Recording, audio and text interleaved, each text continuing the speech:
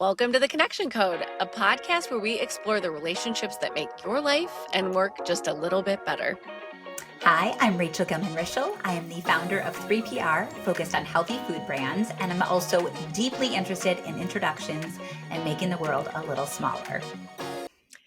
And I'm Jeana Anderson Cohen. I've spent more than 13 years building a business that forces adults to make friends through fitness called A Sweat Life.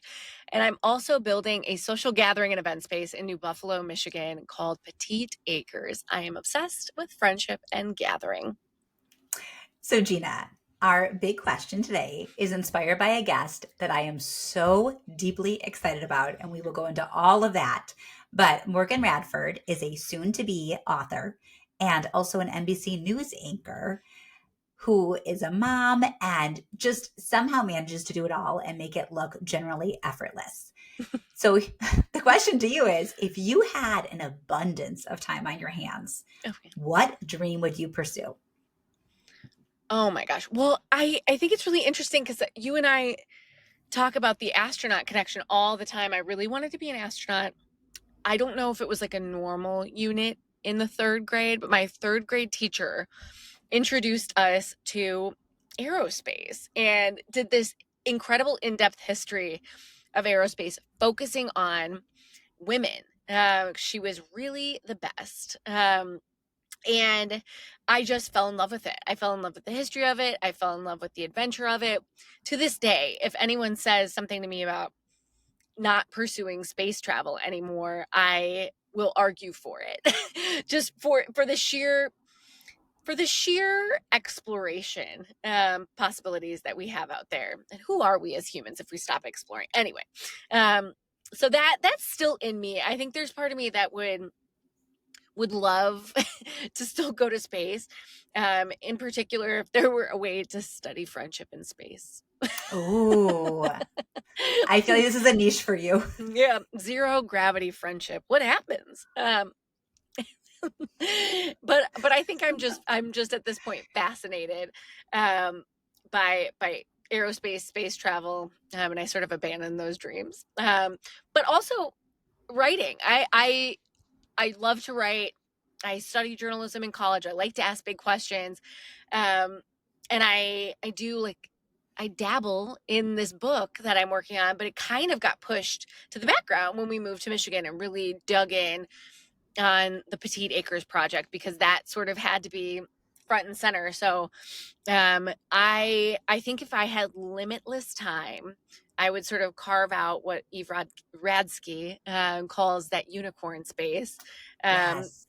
and just do it and just be creative. But time is limited.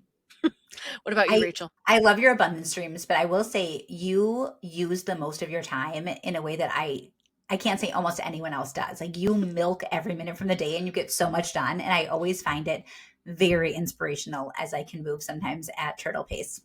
That's really nice of you to say. I don't feel that way myself. I think it's very easy. I talk about this a lot. It's so easy to overestimate how much someone else can get done and underestimate how much you have gotten done. So it's easy to sort of look at someone else and be like, oh my God, she really does it all. When in reality, like, I think if you wrote a list, you did just as much. Thank you. I love brainstorming what I would do with a surplus of time. I feel like I will be such a good retiree. Like I'm already it's Palm Springs, it's book clubs, it's walks, it's hikes. Yeah. But in my dream scenario, I actually really want to be a student again. I love learning about things that genuinely interest me. So if I could go into class mode, I want to take creative writing classes, I want to take art classes, and I want to learn about spirituality in a more intentional, curriculum focused way. Not just me visiting mediums and reading books about spirituality, which is great, but like to actually take a more course-oriented approach to it. And then the last thought I had is, did I send you that article, maybe in the Washington Post, about what I think was called the Bad Bitch Book Club? No, but I love it already. I could be making it up. I think it was called that. But the reason I was so interested is they do retreats And you Mm. normally with retreats, you think like it's a lot of talking and activity and group hang. Oh, no, no. You just go read. You go Yeah. with other women who really love books, and you go to cabins and you like lay on boats and you lay out in picnic blankets and you get to have a good time, but like everybody is nose in a book as much as they want to be and nobody interrupts you. So I want to go on a reading retreat. I actually have been obsessed with the idea of hosting a reading retreat at Petite Acres ever since we started talking about it. How fast can I volunteer? Yeah, yes. I mean, now this is it. You're volunteering. Oh, okay. So we'll talk about Morgan, but Right. she has this book coming out. Maybe Morgan's book, which I believe is called Now Then, could be part of our reading retreat. Amazing. You want to tell us about Morgan? Honestly, Rachel, it was so wonderful to meet her. We've talked to a lot of impressive people, and I'm Yeah. just going to say that Morgan is like upper echelon impressive human. So she's the anchor. She's an anchor of NBC News Daily. She's a correspondent for NBC News. I met her through her doing a piece for the Today Show. She's a graduate of Harvard, also Columbia, and a Fulbright scholar who somehow found this time to write a novel that's coming out this spring called, yes, Now Then. And she's a mom to the cutest, most delicious toddler who I just fawn over on Instagram. So the conversation with Morgan is one of my absolute favorite. And let's dive right in. Hi, Morgan. Thank you so much for being with us. I am so excited to be here. You have no idea. I think we might be the most excited. I want to start We're by ecstatic. paying you a compliment. Also, I should just acknowledge that we've been chatting for 15 minutes before we even got started because there's a lot to talk about. Okay, but here's the Yeah. we have so much fun. So the compliment I was thinking about is I realized we met about a year and a half ago at Ciate's offices in Austin. And when you strode in, you had this like radiance and energy about you. And I really respond to people's presence. And I was like, this one, I like her.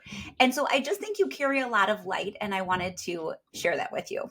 That really means a lot. And I can't tell you how deeply I receive that and appreciate that, especially in this moment. Oh, well, it's completely true. And Jeana and I often talk about chemistry with people, and you just sort of spark with somebody, or there's something about them that really draws you in. And I felt that, which is why I'm extra honored that you're here.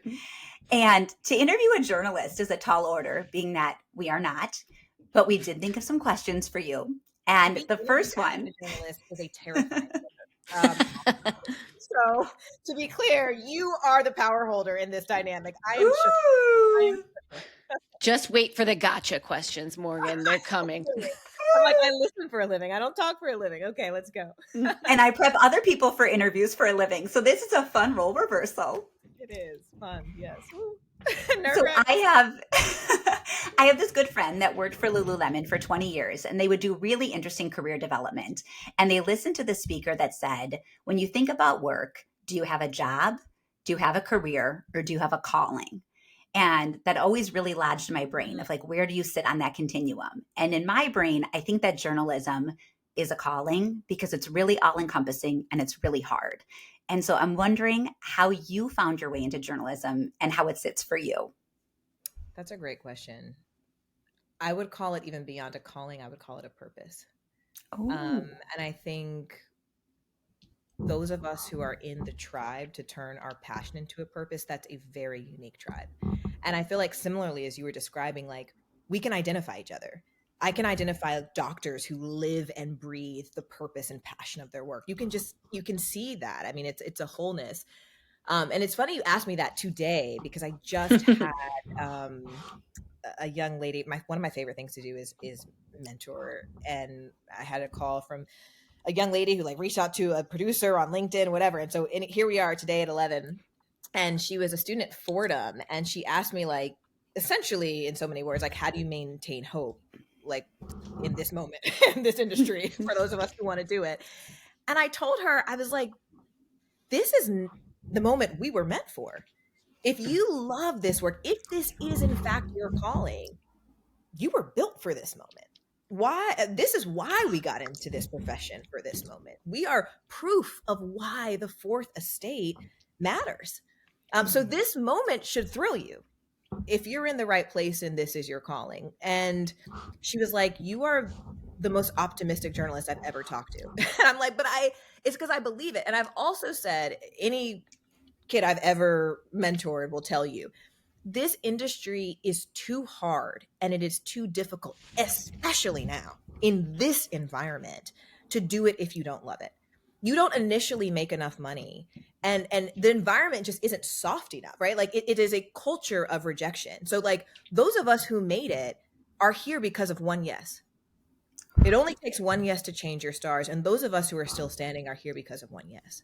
And sometimes we had to make the yes, right? And so, you know, I tend to feel optimistic about this industry because I truly believe in what we do. And like, it sounds hokey, but this is like the lifeblood of, you know, what I do. Yeah, sorry, I like get on my soapbox because I think it's meaningful and I think it's important. And I think at the end of the day, it is our job to serve, and that service has never been more needed than now. So interesting. The way you talk about that, Morgan, Rachel hears me talk about TV a lot. My love language is TV shows. Did you watch the Aaron Sorkin show, The Newsroom? I did when I was younger. Yeah, we don't have to talk about that show a ton, but I think the first episode of the show has this moment of sort of a call to arms that you sort of just said, where the question was raised, like, why is America so great? And the whole speech is given around like, it's not, but it can be. It was that same message of hope, and it's so wonderful to hear it from you as a working journalist today, because things have changed so much. And to ask a totally different question, I think within the career of journalism is this curiosity, which you talked about, how you listen for a living, you ask questions for a living, but also because you're so public facing, there's a curiosity about your life, and you've made some choices to share things like fertility, etc. So I'm curious, like, how have people connected with you over that, and what has been the support you've received? The support has been overwhelmingly positive, but I think that connection is part of what I think service is, right? Like, I historically, you know, my parents are both originally born in West Virginia, and they both come from different kind of cultures and backgrounds, and frankly, avenues even brought them to this country. But I was always aware. I went to a public school in North Carolina for high school, and they always taught me, like, your job is to love the world even if the world doesn't love you back. Every time I found myself, multiple times, in systems that were not built for my inclusion, they taught me the only responsibility I had was to reach back and make room for others.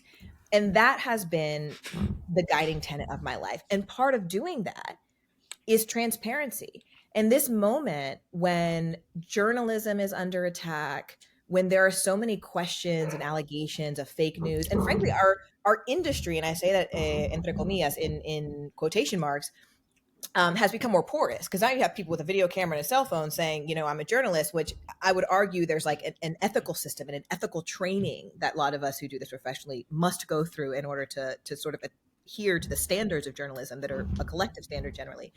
That every chance I get, I show how the sausage is made. That's why I do that on my Instagram. You'll see me say, hey, look, this is a tracking mic. I'm walking into the tracking booth. This is where I give the producer my voice. Hey, I'm, you know, looking for edge control in a storm at a CVS in Kingston, Jamaica, because Hurricane Irma just hit, right? Like, I'm doing that so you see, you know, the service, but also the personal sacrifice, right? Like, one day I had this sort of like ultra conservative voter who stopped me while I was reporting at the time for an MSNBC hit in front of Trump Tower during the first administration, I think just ahead of the first administration. And they were like, you know, I like you, but you're fake news. And I don't believe any of the fake news. And I was like, wait a minute. And I remember in real time, I said, sorry, do you think you think I'm fake news? She's like, well, I do like you. I do. But, you know, all of y'all are fake news. And I was like, do you think I left my family and like I've been living out of a suitcase for 12 days just so I can tell you what to say to me? How did this conversation start? Did I tell you what to say, or did I ask you your opinion? Well, you did.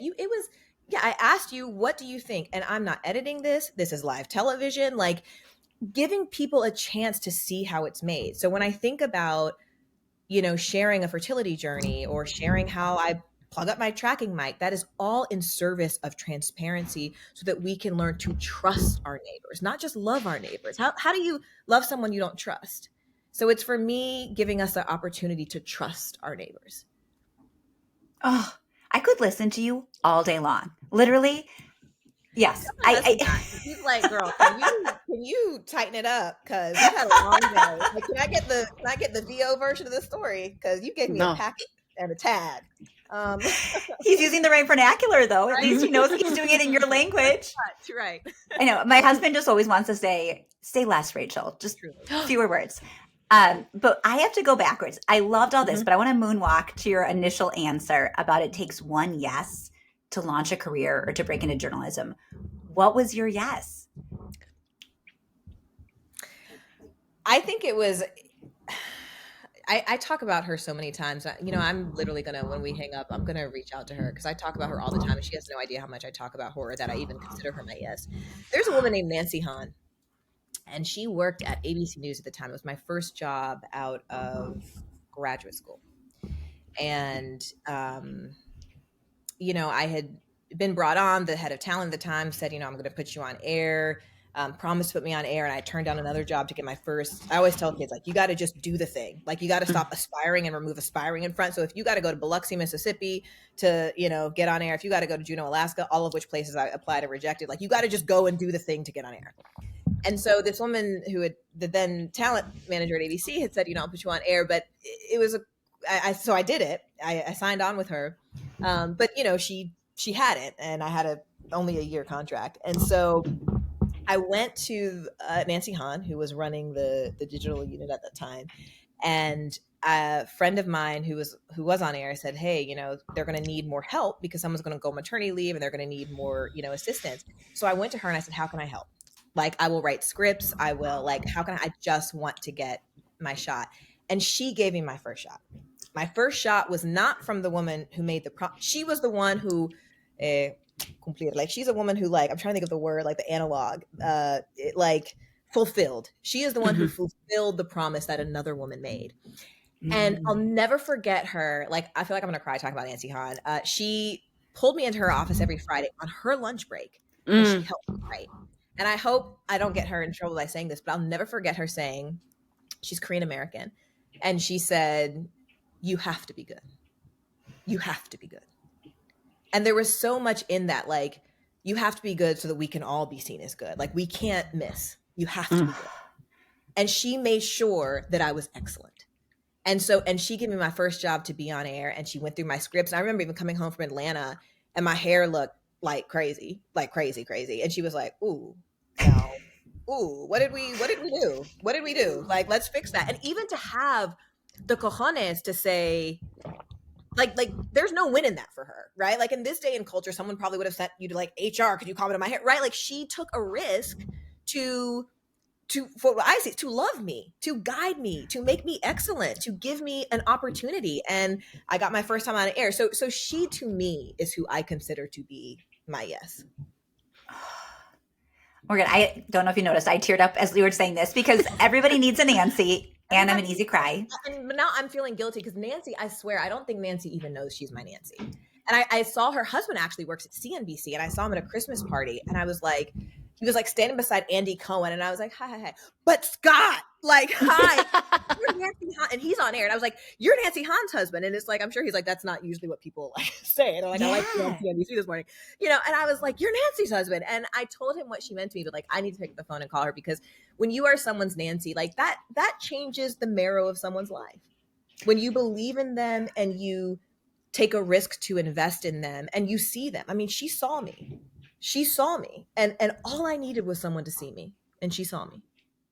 Will you promise me that you reach out to Nancy? And I'll tell you why. Well, I read this New York Times article that we talked about on the podcast about the power of people connecting with someone deep in their early years and saying a belated thank you note for the role that person played. So I tracked down my AP Calc teacher from high school who poured so much energy and effort into me as a very bad math student who should have never been in the class to begin with. But she like committed to pulling me through an entire year of calculus where I was drowning. And I found her and I sent her a thank you note.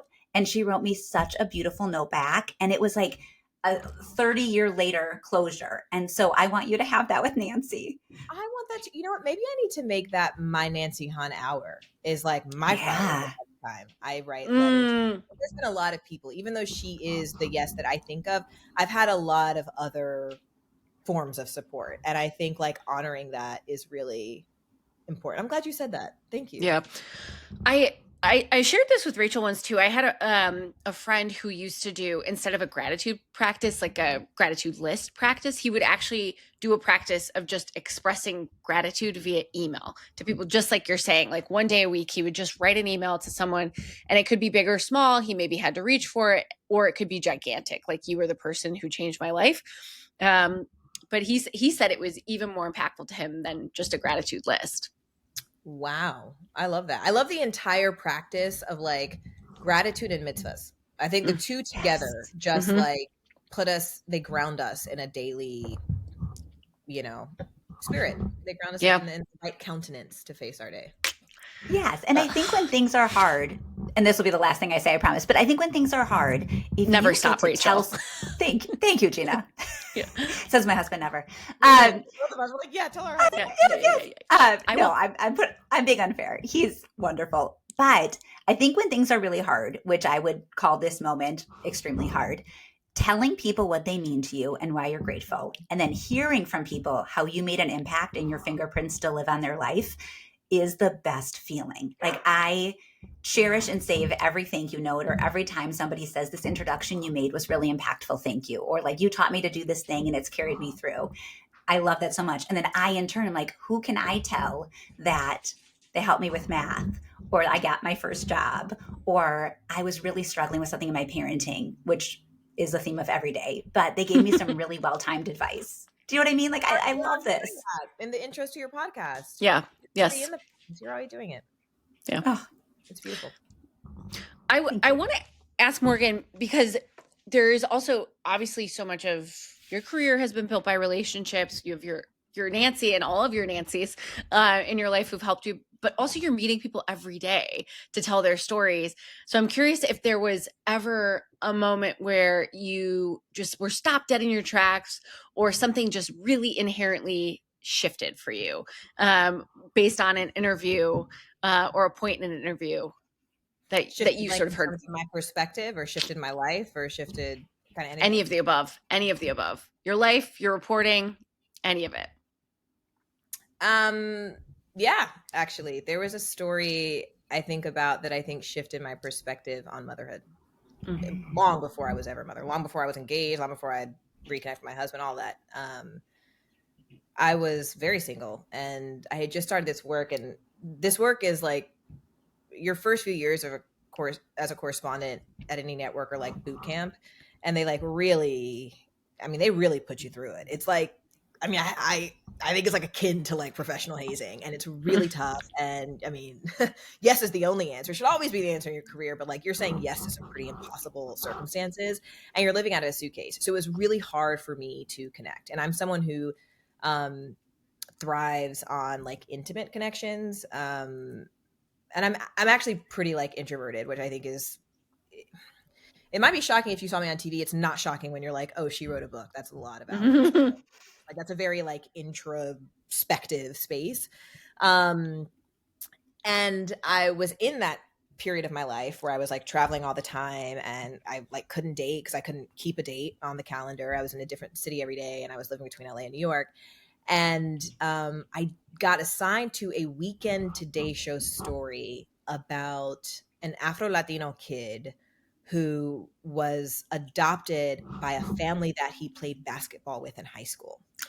And when I went to interview the family, they were pitching this story to me when they assigned it, essentially like, it's like The Blind Side, but basketball, right? So that's like kind of the headline they were giving me.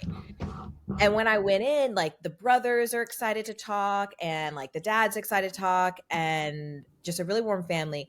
And the mom just was like very reticent. to do the interview, to have her adopted son do the interview. And I could just feel it. And then when we finally sat down, and she was the last one, you know, she was kind of giving me these like one word answers. Like she wasn't giving me a ton. And finally I just look at her and it like all made sense. And I said, "Oh, Miss Julie, you're scared." I'm like, "You want to protect him. You're afraid of what could happen when all of this happens and airs. And this is what your love looks like. You're protecting him." And all of a sudden tears spring to her eyes and tears spring to my eyes. And you see it like all on camera. And she's like, "Yeah, like essentially," again, I'm like paraphrasing, this is many years later, but she was like, "He deserves dignity. Like, even though I like, yes, adopted him, like his mom deserves dignity. His birth mom deserves dignity. Like he deserves dignity. Like, yeah, I don't want this story where it's like no one's unwanted here." And like, I even got chills now because it was like, and ever since that moment, I've thought very seriously about adoption. I don't know anyone personally, like in my family or anything, who's been adopted. And frankly, in a lot of Black families, like we're taking care of like, other, cousins and whatever. And like, we're very much, my family especially, like very like village oriented, and we're very, very tight. So that you're like unofficially assuming a lot of like nurturing roles. So I don't know a lot of people who are like officially adopted. And ever since that, I just remember thinking how expansive it must be to be a mother. Like you understand, and I certainly understand now, having given birth to my child, like what a primal love that is. But imagine what love with no boundary. Imagine a love that is chosen. Imagine a love that says, "You're my puzzle piece and I'm your puzzle piece." In the cosmic world, the universe, and every iota of this, the millennia that have brought us here, brought us together. Like, can you imagine a more expansive love? Can you imagine a way of belonging and being chosen in that way? Like, that's, to me, like, is there a higher calling as a human being? I really wonder, right? And so that's always been on the forefront of my mind. I like, I think one thing that just really affirmed me about my husband, we met in uni, but part of it is in my book that, we didn't date for very like obvious reasons. He was dating a best friend of mine. Pew. But whoopsie. Then later we connected, 12 years later. And like, that was so affirming. I was like, "Hey man, like I was thinking about this. Like, how do you feel about this?" And he's an only child and he's half African. So he wanted like a bevy of kids. I'm like, number one, bro, like this uterus is dusty. So I don't know how many kids you think you're getting out of this like 37-year-old womb. But he was like, "Yeah, I'm open." And him being open. And I said, "Look, I don't think I have the money, frankly, to like go and do this like some legal way, but I want us to be open. So when the circumstances and the cosmic, like, we're going back to Cuba and some primo lejano says, 'Morgan, I need this,' or we're back in Lagos for your family." Like, I just want us to be ready. And there was a big world event that happened very recently. And I was nursing my child. And all I could think about as this particular war broke out was the mothers. Like, who would give my child milk? Who would give my child milk? Like, who would sustain them? And I started reaching out like privately to like these World Egg organizations on WhatsApp. Like, can I get my breast milk? I was trying to ship my breast milk to this part of the world when this was happening. And then I was calling friends who are from that particular culture, asking, what would it be like? Am I helping or hurting? And a friend of mine in that culture was like, "Look, according to our customs, like, we prefer it to maintain in the culture. And if you give breast milk to that child, then you are considered a parent and a nurturer." So like, I remember calling my husband being like, "Hey, I think this might be the moment. If there is an opportunity where we can," and he was like, "Bet." And when he just said that, I called him on a commercial break in the bathroom. This man, I'm like, "Dog, I'm about to change your life. And I'm about to bring home a child." And when he was like ready with me, I was like, your heart is so big, as if I didn't know from the way my husband treats me so well. Like, if you ask me my favorite thing that I'm most proud of in my life, it's like the way my husband and I treat each other. And he just treats me so well. And like the fact that he was also just like ready, I was like, man, I picked the right person. But that took me to that place. And who knows what the future has for me or my family, Are you about to adopt? Is that the takeaway? I have no idea. I wish I had in that moment. That moment, I actually couldn't do it because of more of the laws that we were talking about. And I'm happy to do that. Like here, I'm like, if there's a like baby in Brooklyn that I, come across and like, that's in need. Like I'm not like, I wasn't seeking this, part of the world, or like, it doesn't need to be, it just, that particular circumstance had happened in that moment when I still had physical like nourishment in my body. Yeah. Breast. So I just, no, I honestly wish I could have in that moment. And I wasn't probably in a place prepared to. I had a newborn baby, but I felt very ready. And who knows, but that's my point, is that story. I had never seen an example of that love. And I have never seen an example since, and I'm still keeping in touch with that family, Miss Julie, and Mr. Michael and their kid. If you're listening and not seeing the video, thank you. Jeana and I have both cried, and Morgan, you are plucking every emotional string. Yeah. I mean, waterworks over here.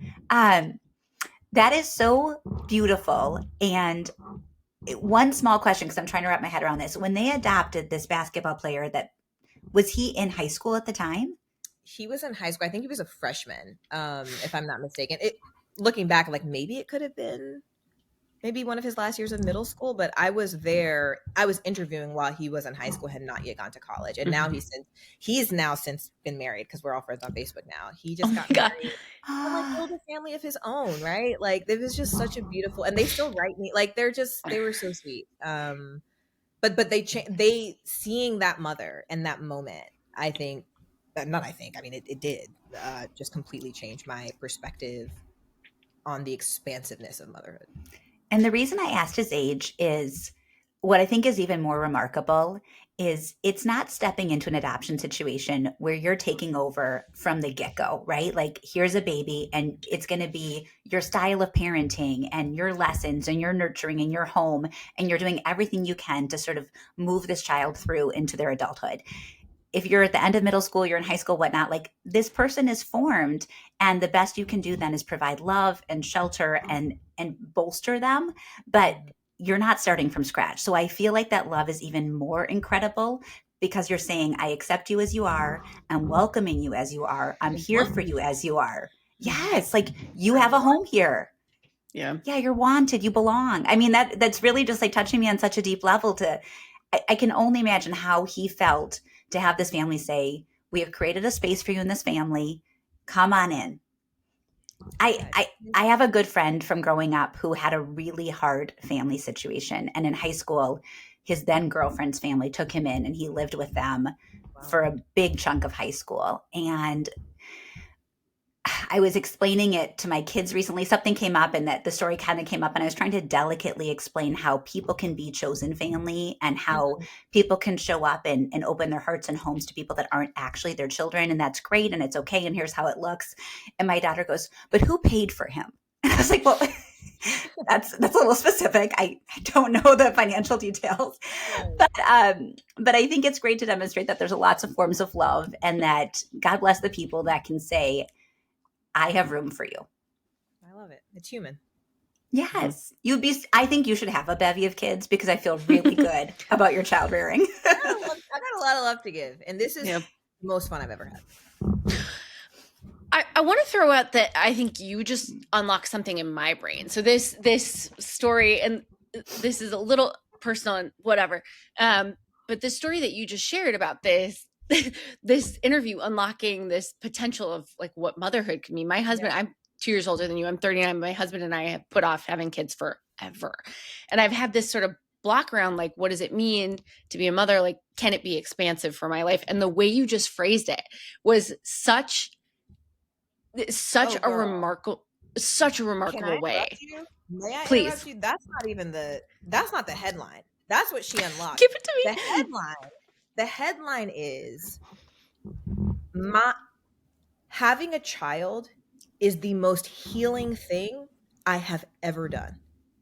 No one ever tells you, one, how much fun it is. Everyone's like, oh, you're not going to sleep. It is the most fun I have ever had, but it is the most healing thing I have ever done. I think if you're like a cogent person and you're introspective and you're just like thoughtful, you're going to approach any new scenario being like, you know, how can I like make this better or avoid mistakes? Like, I grew up in a great home with a great relationship with both my parents. And yet there are still things that like, sure, I want to like be mindful of and do maybe distinctly a function of my age or generation, right? Like we all have tweaks. No one ever told me you could get it right.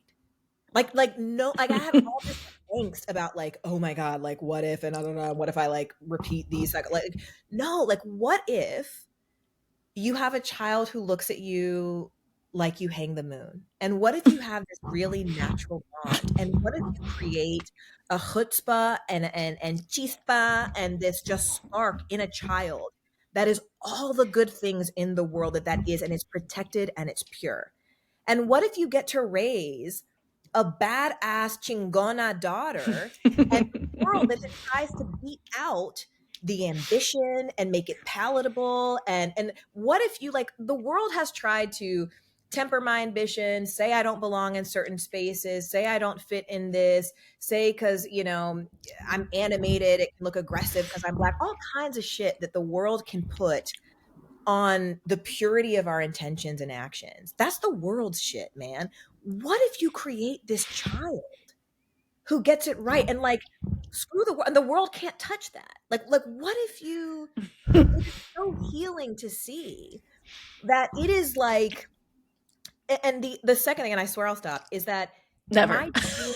my dreams came in color after I had her. That was like at our age, I think there's like our lives are good. Like we good out here. Like have a great relationship with my husband. We were like, are we sure? Like I said, because he wanted a bevy kid. I was like, I think I definitely did, but like, let's just be sure. Like I think a lot of hetero couples don't stop and ask. I think it's just like the norm, and so you don't. And I'm like, we should just have like two discussion, like why?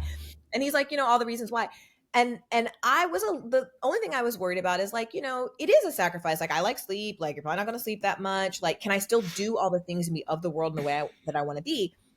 Girl, I am so much more of the world. My dreams are so much bigger, and I am so much more productive and so much more. It's like I developed like a third eye. Like my book was this function of my life and like whatever, and it all happened because my husband sleep trainer, and I sat in this here home goods chair and started click clacking away and like created a whole new thing, like a whole new artistic expression. And like I'm telling you, like, and that's not to proselytize, like if you don't want kids, you don't want kids, but I just don't ever want someone to be scared about that option or what it could mean. And it is, I mean, of course, it's a one-way door, girl. Like, you ain't going that. Like, I'll be clear about that. It is like the door to fucking Narnia. Like, it is so much fun. It is so much fun. Okay, stop. Technicolor. Just remember, Technicolor and healing. Just keep that on the top of your mind.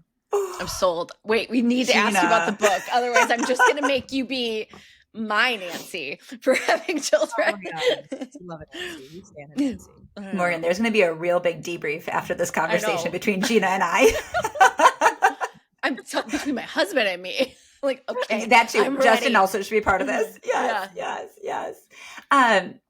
Wait, Morgan, can I go back to one little thing you said that I think is so interesting? And then, Jeana, we'll get the book for sure, because you know I'm obsessed with the book. We have to. This is literally like, you are not my PR agent. We do not even have to talk about the book. Well, no, I'm absolutely have to. Obsessed. And the only reason I talk about the book is because I think it's a symbol of that, of the technical. And I think every woman needs to know, every person needs to know that they can expand. It's not even pivot, it's an expansion, but as you were. You're talking to two voracious readers who idolize authors. So it was never not going to be a topic. Like that's been on my list forever. You're talking about how parenting can heal you, right? And I'm so interested because you have a 2-year-old and I have twin 11-year-olds. And what I told my husband I'm finding really hard right now is I'm like reliving middle school. Like they're going through it, and it's bringing up for me a lot of what I didn't love about those in between years. And it feels very emotionally porous. Like I'm carrying their feelings and my feelings all at once. Are you feeling like, and I don't want to put words in your mouth, but the healing right now is that you're going back to early childhood and putting in place structures or ways of being that you might have really loved or that are meaningful to you? I guess I feel not so healed right now, which is why I'm inspired by your healing. No, I love that. I think that's honest. No, I would not say that. I don't even like associate with early childhood. What I think of, for example, is the clearest example I can give you is like, I'm super, to my point about politeness we were talking about earlier, like that's such a big thing for my kid. My number one thing is just her emotional well-being. Like that is like the God to which I pray. And I think part of that is perhaps shaped from my own experiences of being excluded. I have known the pain of unbelonging. I'm a Black person of mixed race who grew up in the South and came here to New York and work in a really tough industry. And I like when you were describing the things about middle school, the adjectives you were using, I see that now with grown women. I see that now where it's like this kind of like girl gang, like he said, she said, like, I'm going to treat you based on what my friend heard about you. I mean, it is like, to me, that is not the way that like healed whole people behave. But I've had to do my own counsel and like stand, because I've known this before. Like, again, I was the only Black kid for many years in my school. I had all like this like multiplicity of worlds inside me and worlds that I had come from that I've always navigated. But I think that's what makes me love the world so much. But again, going back to the beginning, like my parents did prepare me as like, brown people from the South, like the world won't always love you this way. Just because you're ready to go to prom with, Billy Bob doesn't mean Billy Bob and his parents are comfortable with Billy Bob taking prom, right? Like, and so those were some tough conversations. So I think it is from that place that there's an awareness. But what it means that I do with it and what looks differently is, I was literally talking to my daddy about this on Friday when I saw him, is that I always want my child to know that she is liked here. We all know that our kids are loved, right? Like, or we tell them like, you're loved here. I want you to know you are liked here. And there was a line I read. Michelle Obama. In Michelle Obama's mother's obituary. Now, I'm going to tell myself, I have not read her book. So I don't know if it was her book. But I remember. Wait, it was in the book, but that's okay. You're busy.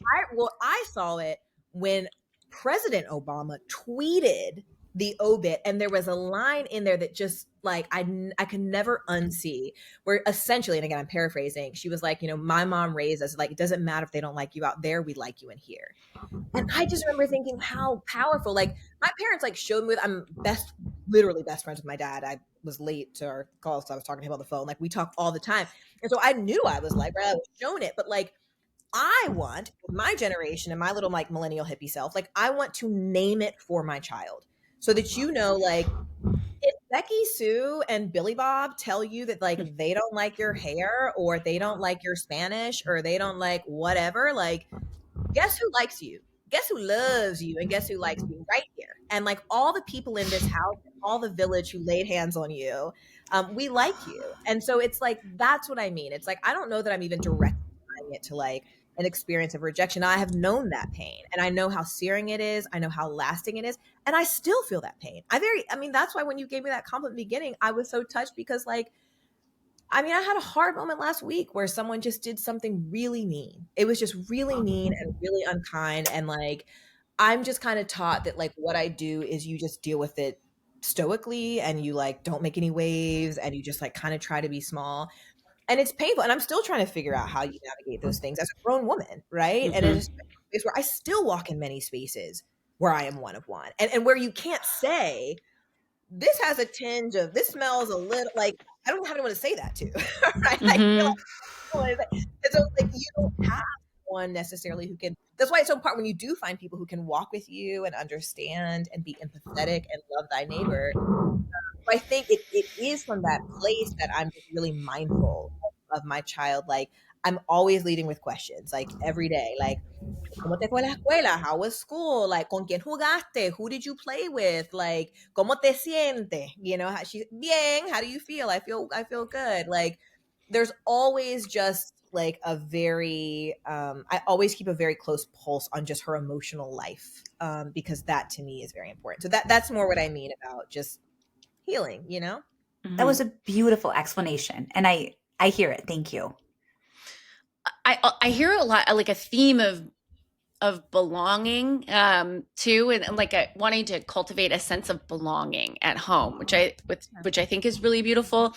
And Rischall, I feel like you probably were thinking about this too, the likability trap. Do you know Alicia Menendez? Yeah. Yeah. We had her on and had a whole talk about that impossible needle to thread. Yeah, totally. I couldn't agree more. Yeah.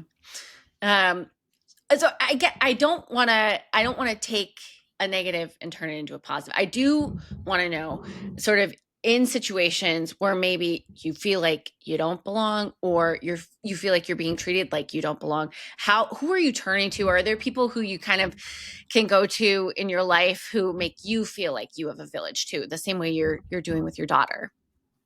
Yeah, I mean, I'm in it. And I've been asking, yeah, I'm in it. I've been asking that question, I think, of myself, and I think it's recently. And it's funny. I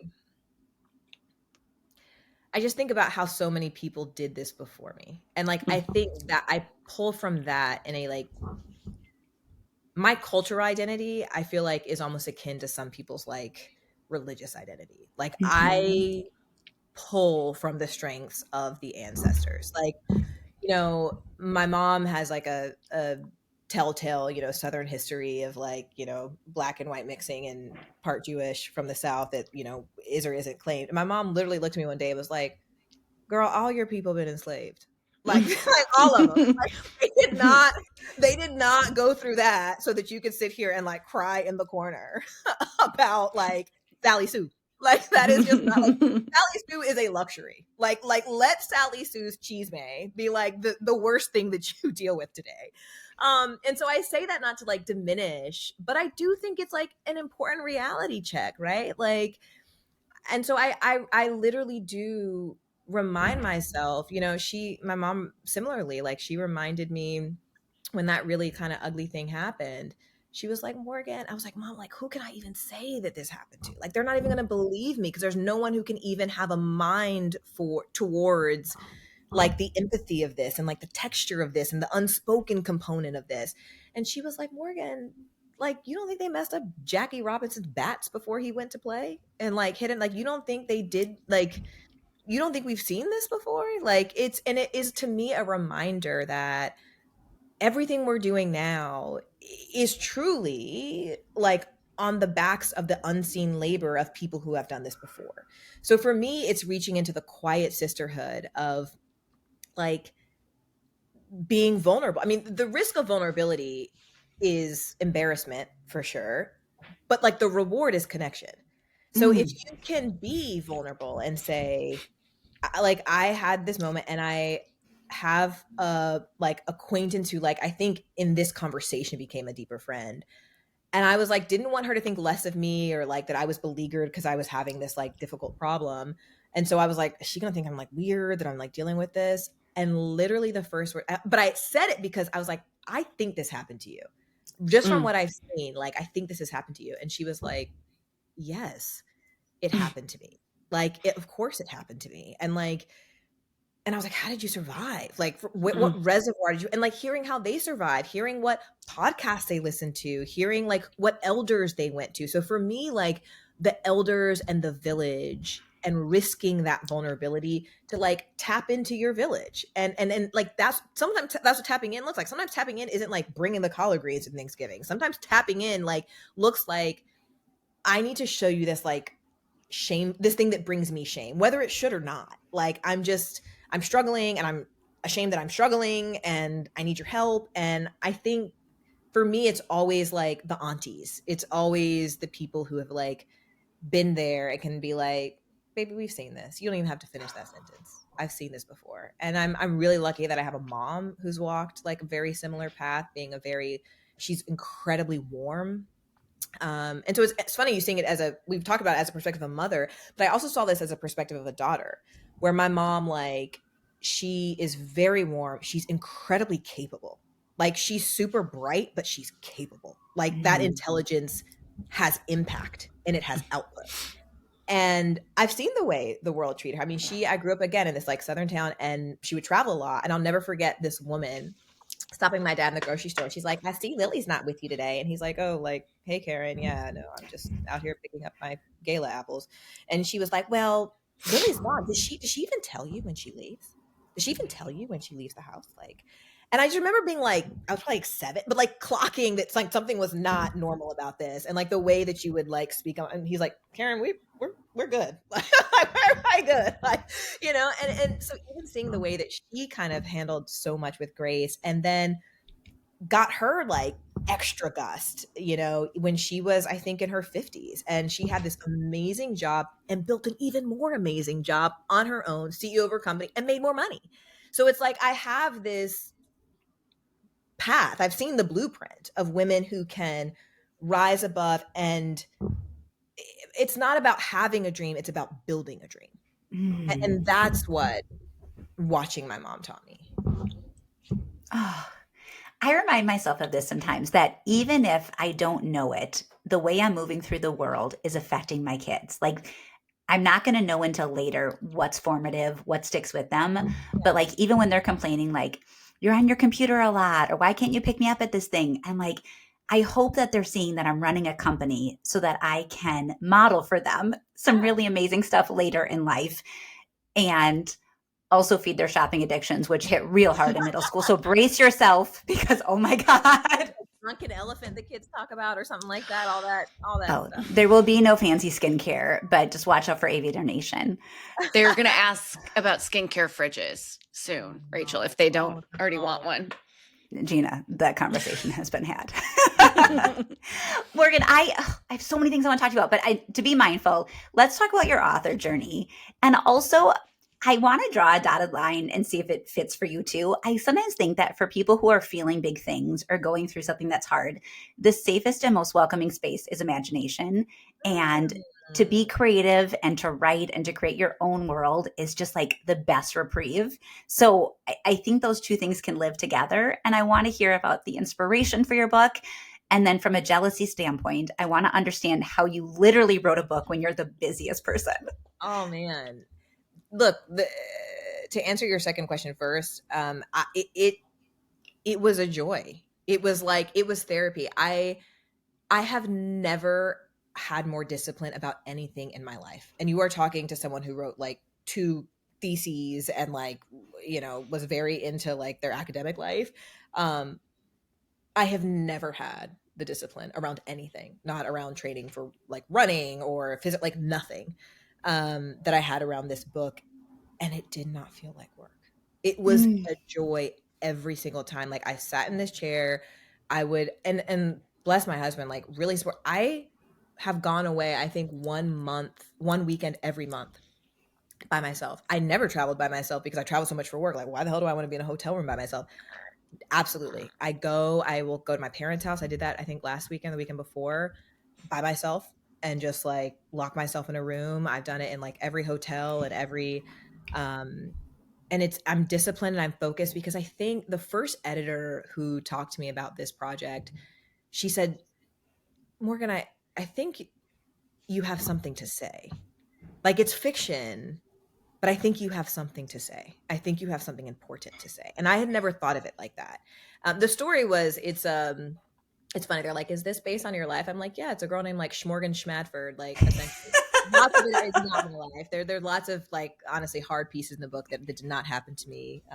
But the pieces that are, it started from a guy who I had this very Indian British student, grad student. He was in his postdoc fellowship when I was at Harvard. And we had this very like amorous friendship, relationship, whatever. And he was the product of arranged marriage. And I was the product of a brown girl from the South. And seeing these 2 kids it's one of the things I will love about university systems, and I think they can get really right. I know universities are sort of the front line of a lot of questions we're having right now in this sort of like political environment. But one of the most sacred things I think that universities can do is they can take a kid from, you know, a single parent household in Hawaii and make a president. And I think there's just like really something really sacred about that. And I think here's this kid from Yorkshire, England, whose father is a shopkeeper and the product of an arranged marriage, and this girl from a public school in North Carolina who had never met anyone who went to Harvard. And here we meet on this grassy knoll and like totally see each other. And to your point, have this sense of belonging. And so what does that look like? And like, how do you, question all those things? And the real life person reached out to me 3 months after I got married. And it was like this like kind of stunning conversation.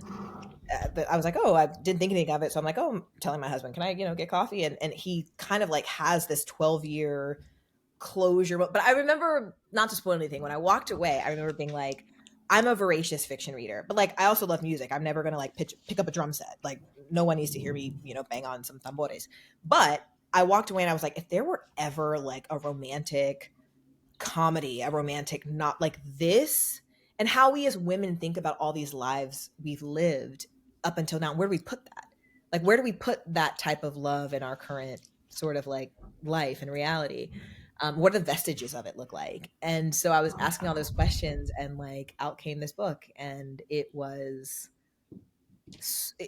just been one of the most incredible like professional artistic joys. And I discovered that I need art. I did not know that I needed a creative outlet as like a third of my happiness pie, and I do.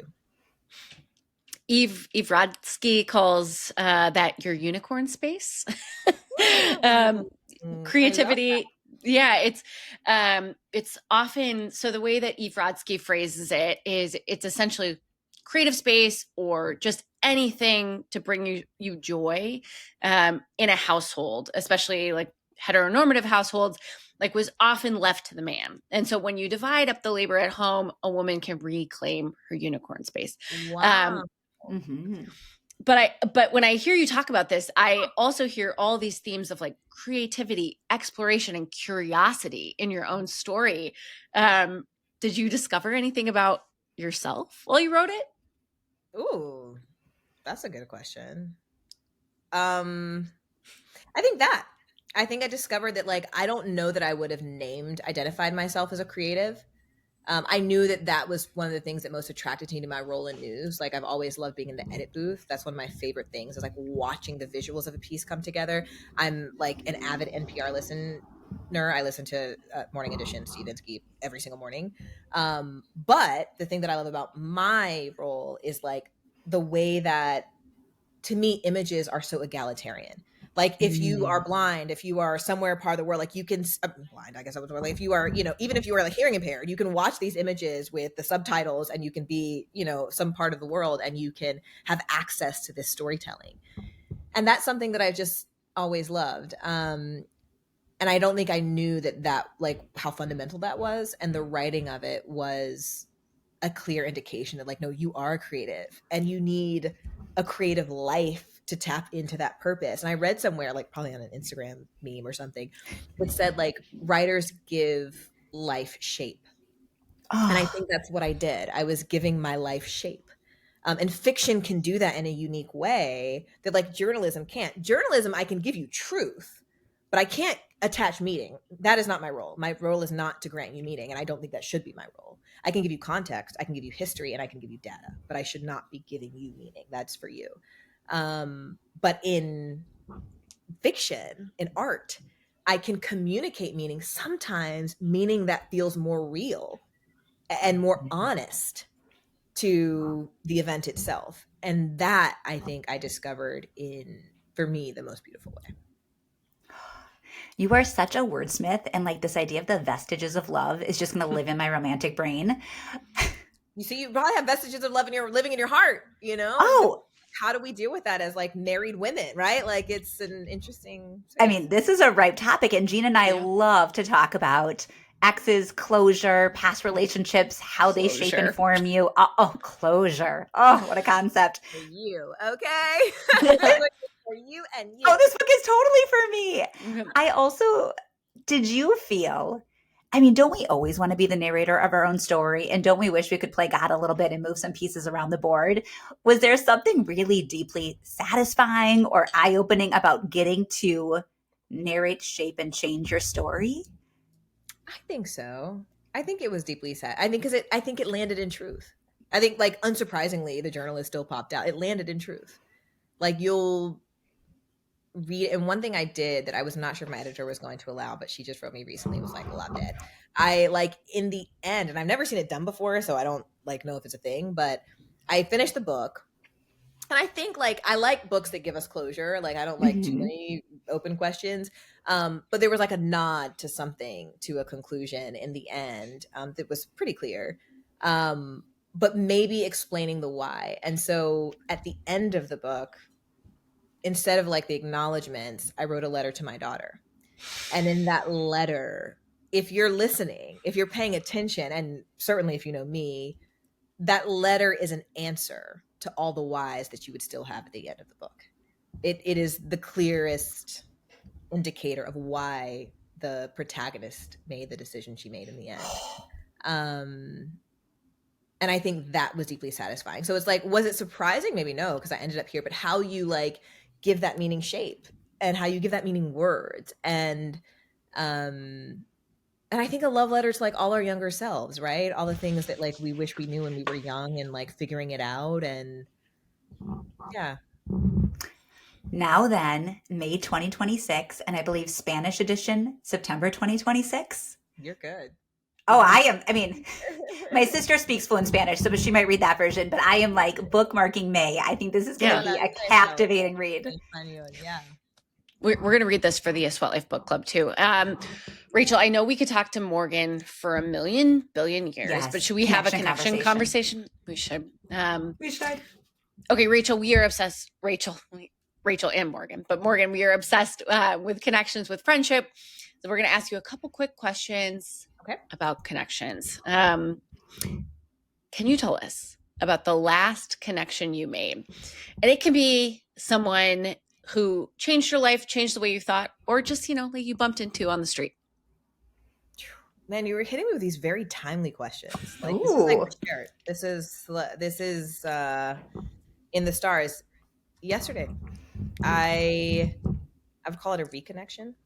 I reconnected with a friend who, our friendship sort of fizzled, which is, like, I think one of the hard. I think friendship fizzling is, like, harder to break up personally. Agree.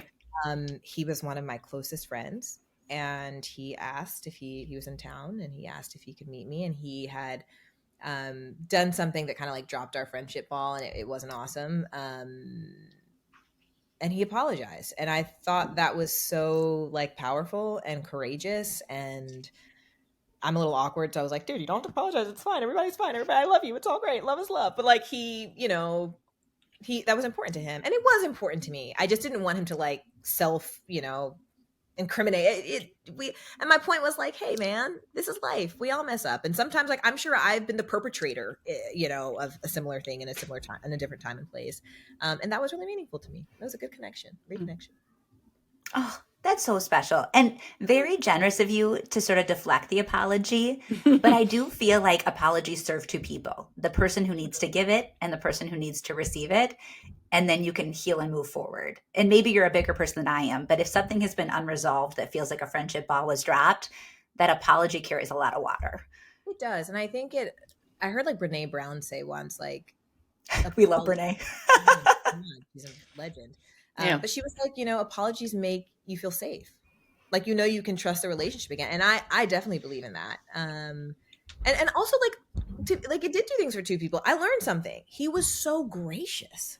He was so gracious in just absorbing it and receiving it. Like, he didn't deflect. He didn't deny. He was like, I did that. He was like, and I knew when I did that, it was probably the final straw. I was like, yeah, I was just, like, investing a lot in this friendship and relationship. And I thought we were bonded from this tribe of, like, curious people, and to see you sort of, like, opt out, whether intentionally. And I was like, and that's just my opinion. Like, I don't know if that's even true or fact. Like, that's just my perspective. And I hold that opinion lightly. My mom always taught me, like, you never close the door. Like, you always leave it partially open, and like, you hold your opinions lightly, and you don't move through life in permanence.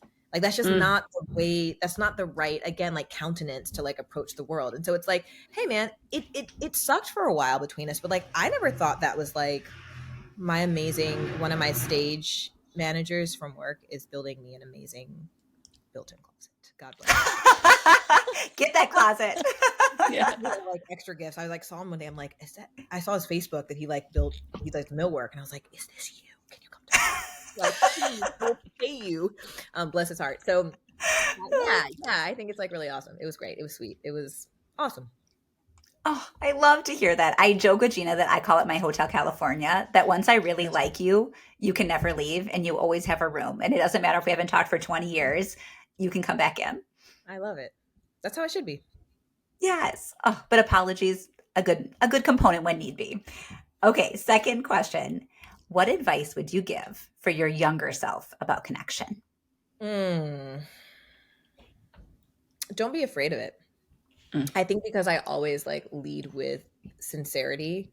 I like when you were talking about Rischall, the PR dynamic and how so much of it is transactional. That transaction has always scared me. And I think I'm a notoriously bad networker because like I really do love people and I organically like just want to know more and share more. And like that feels like a very earnest connection. Mm-hmm.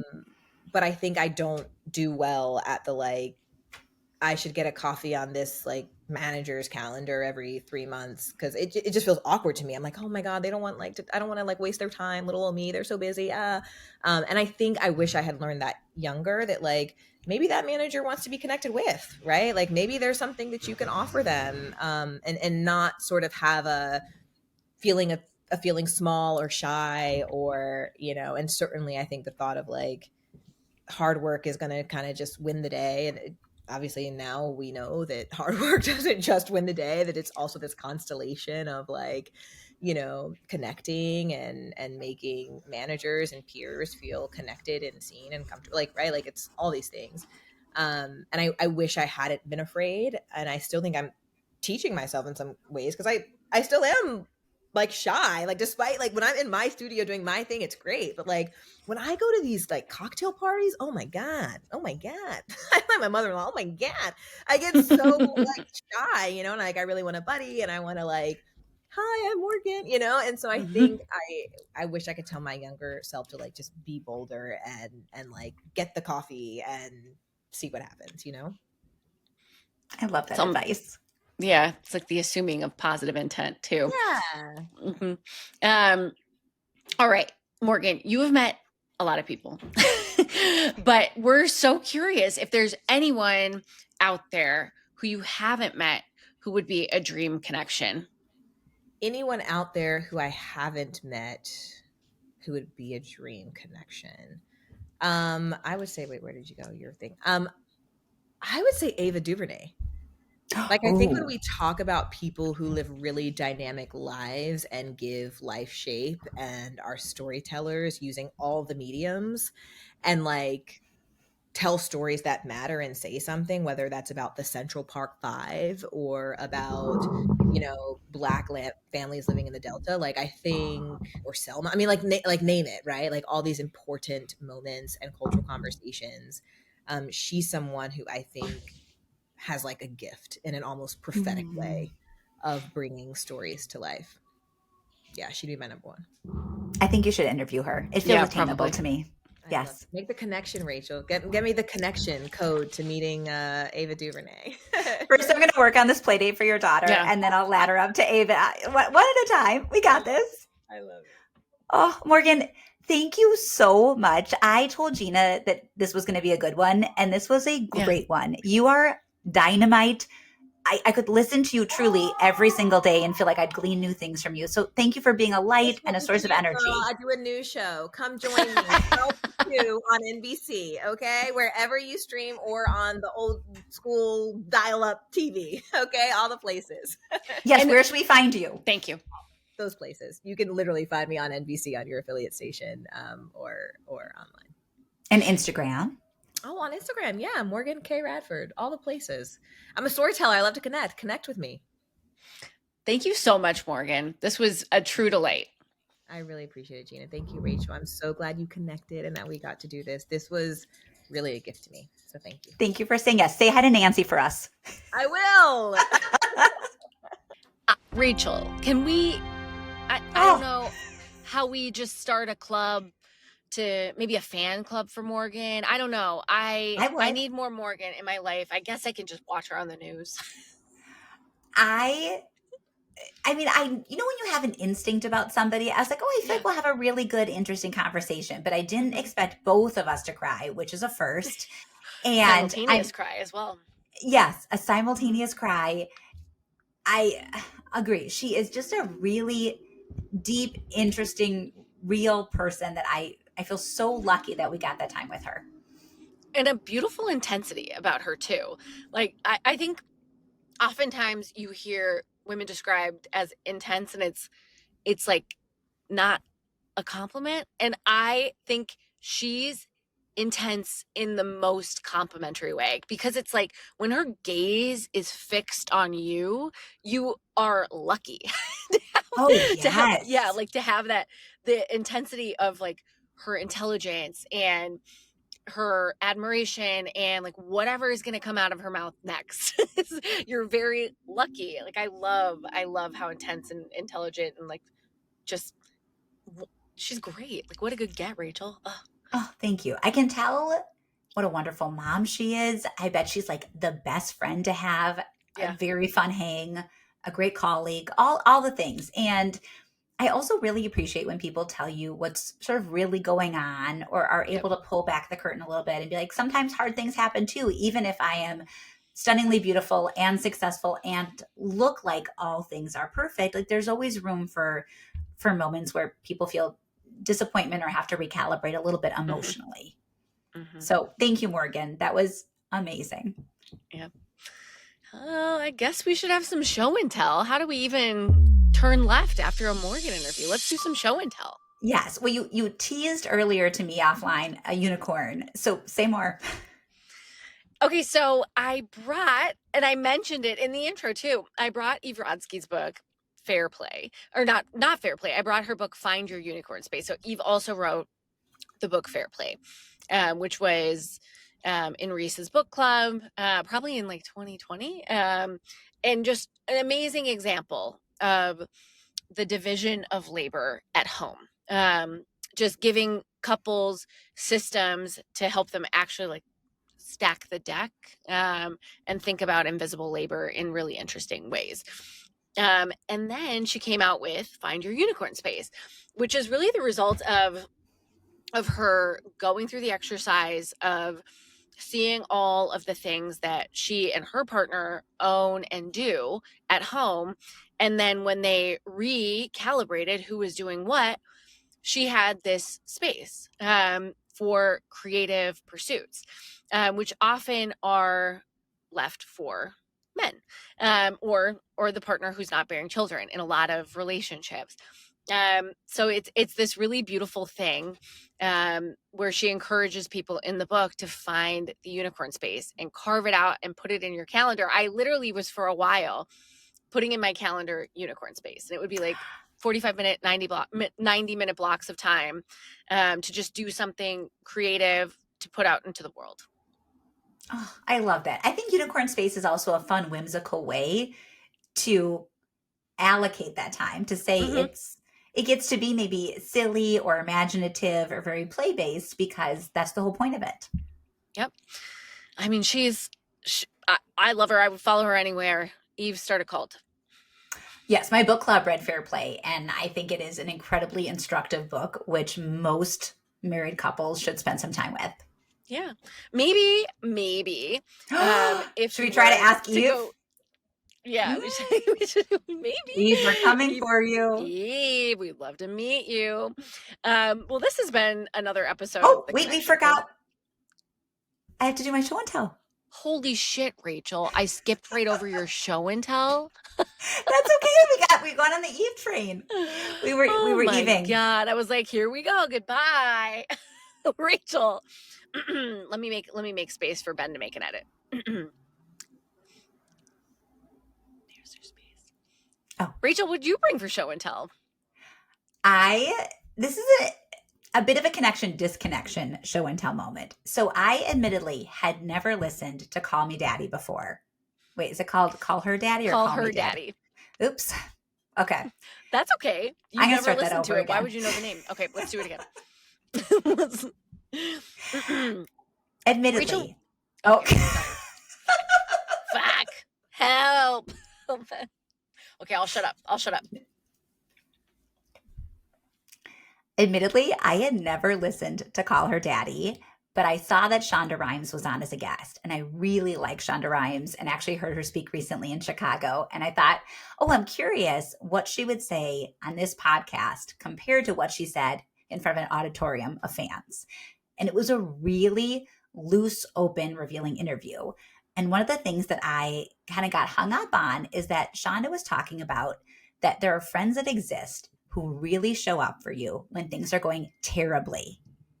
And so you can count on them when you're down and life isn't treating you well. And they're like this really amazing backbone and support system.